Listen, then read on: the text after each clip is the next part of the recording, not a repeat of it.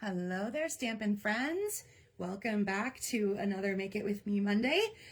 Ended up having to take a week off. Apologies for that. Unexpected, well, I'm going to call it injury for lack of a better term. I had a pinched something that caused me a lot of pain down my right arm, and I wasn't really able to work like I wanted to, and I decided to give myself some grace and just take the week off and not try to push through. So glad I did that. It feels so much better now.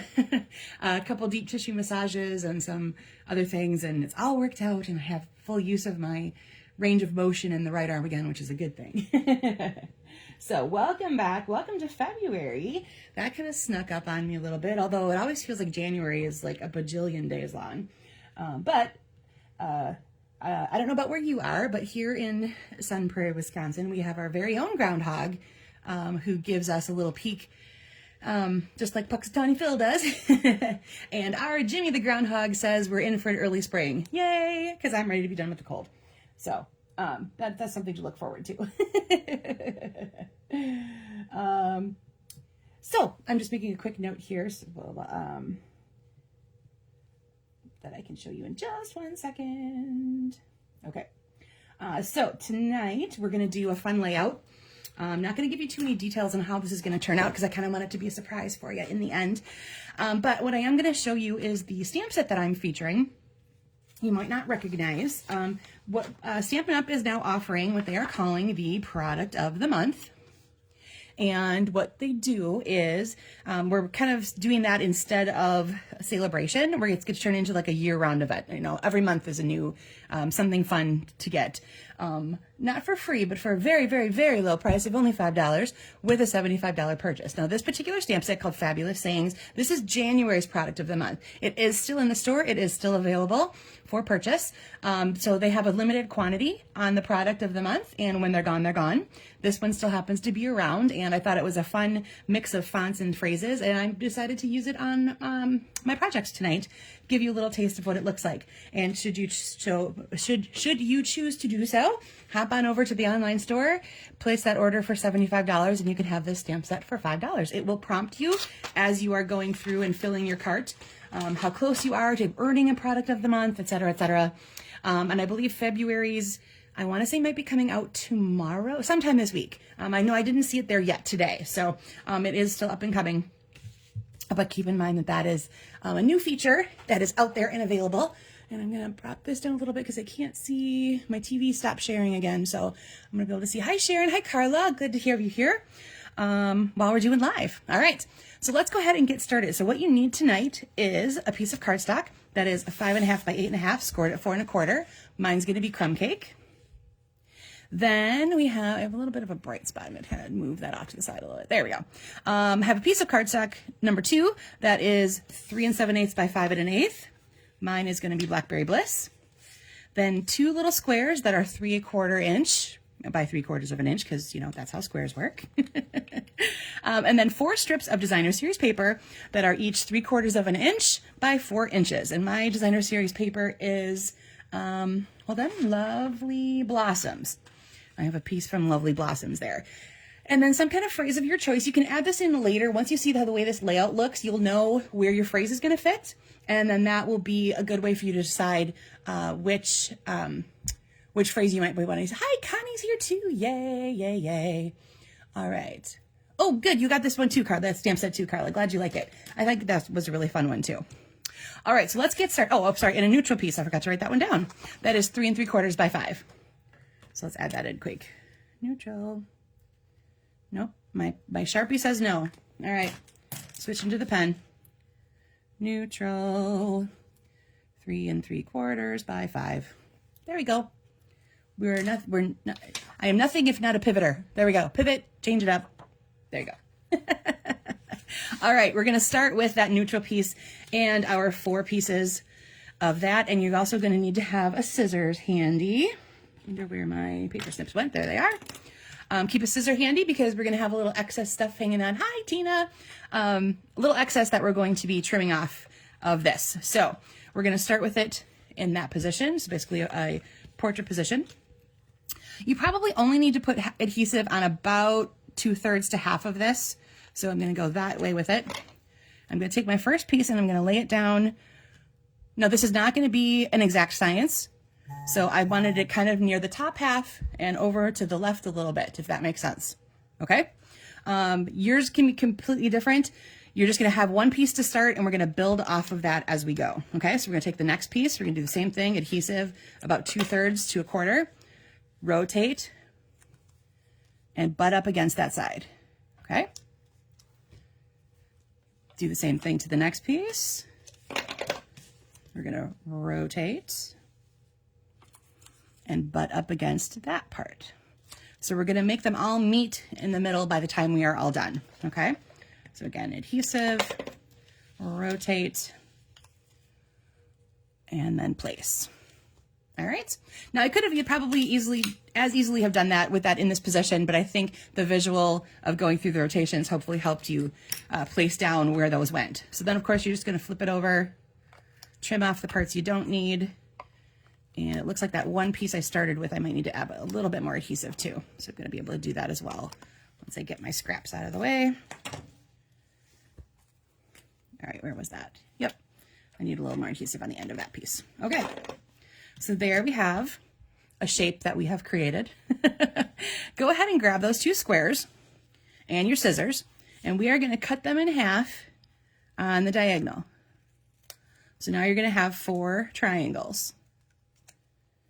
Okay, now you can still continue with your Stampin' Seal if you like, or you can switch to a liquid glue or a glue dot, whatever it is, whatever is comfy in your hands, because now these are very tiny pieces.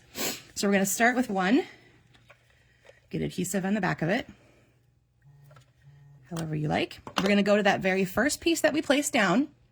We're going to find the corner and the edge of it and make our triangle go like that. Okay, so hopefully you followed that.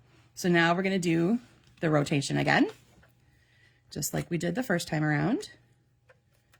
Adhesive. Find the corner where they meet with the corner here, and your edge lines up with the top edge of your piece of designer series paper. Oops, sorry, the table shake a little bit.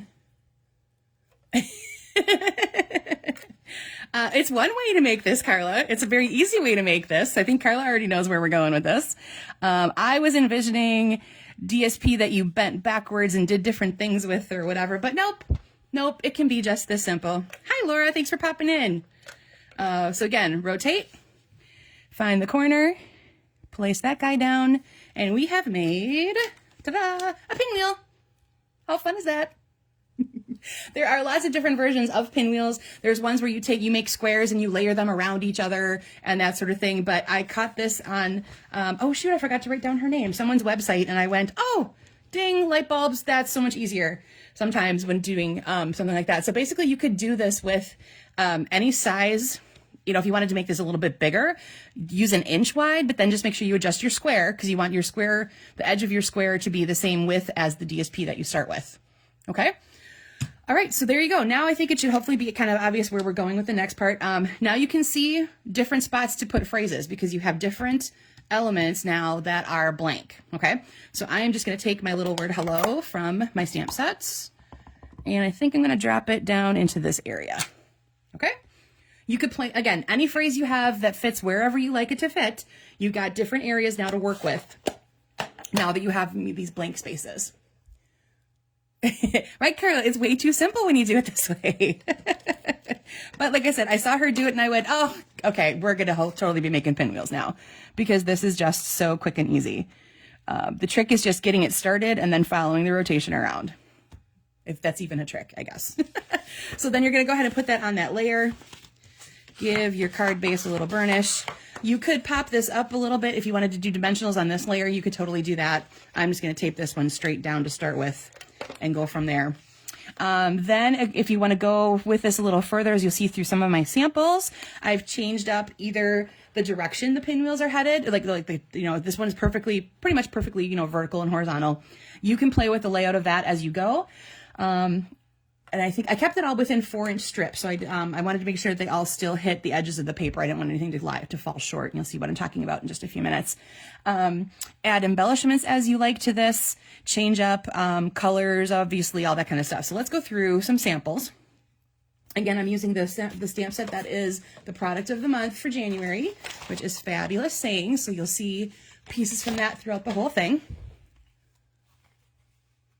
Oh, good, Jill, you've already made one like this. Cool. All right, so here is one. I used the Easter Joy DSP. What I didn't realize it when I bought it until I opened it up, the one side of all of those is a glossy paper. So it kind of has a little bit of its own shimmer to it, which I thought was kind of neat. I pulled the Shy Shamrock color out of here because it's one, honestly, I haven't used a whole lot yet. And then I paired it with Pretty in Pink that you find in there. So you'll see I've got my Shy Shamrock is my pinwheel and my background, and of course my ink color. And all I did was break up the phrase happy birthday because it's all one big long word, and I wanted it to fill in that whole space there. And you can see I'd have my pinwheel on just a little bit of a different angle. So I started my first one going up and off to the side a little bit more than having it be straight on. All right, the next one. Oh, excuse me, my goodness. I grabbed, okay. This is how you know I'm live, guys. Whew. That was literally just choking on air, which is like one of the most embarrassing things you can do. Yay. Okay. This one I used Lovely and Beautiful DSP, and I love this color combination of the Fresh Freesia and the Old Olive. So this time, instead of just the Old Olive cardstock, I grabbed another. This is actually just the flip side of this particular DSP sheet, and I used that to create the pinwheel parts because I thought it added a little more depth and dimension. And then I threw on a rainbow dot in Fresh Freesia just to kind of define the center of the pinwheel a little bit. And again, one of my phrases from the Fabulous Sayings goes on up there. And for this one, I kind of just changed the direction on here. So I started with this piece here and then rotated through it the opposite way of the first way we did it, if that makes sense, just to make sure I was still following the same kind of similar concept. I grabbed Timeless Plaid, which you can find that in the online store still. It's one I keep forgetting that I have. And so again, you'll see I changed up the coloring a little bit by grabbing a different DSP here, but I wanted to kind of accentuate the brown colors that were happening in my DSP here. So I have Espresso and Pecan Pie. And then this is still a throwback to Boho Blue.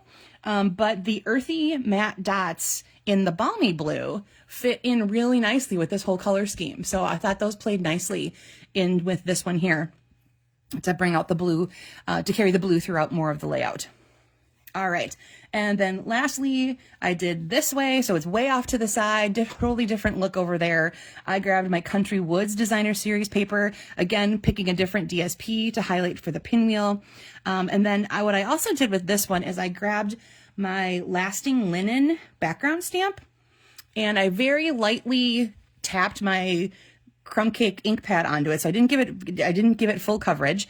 And then I laid my vanilla piece down on it and I literally just kind of tapped around. So it turned out, it looks like it's kind of a hit or miss. Some parts are darker, some parts are lighter. But I thought it took away some of the starkness that was happening with some of these cards because you can see they're very glaringly like, oh, that's a lot of white space. And sometimes that's cool. But I wanted to take away some of that. It's actually very vanilla, but I still want to take away some of the big empty space that it felt like it was filling with something just a little bit subtle. So that was the perfect background stamp to do that with.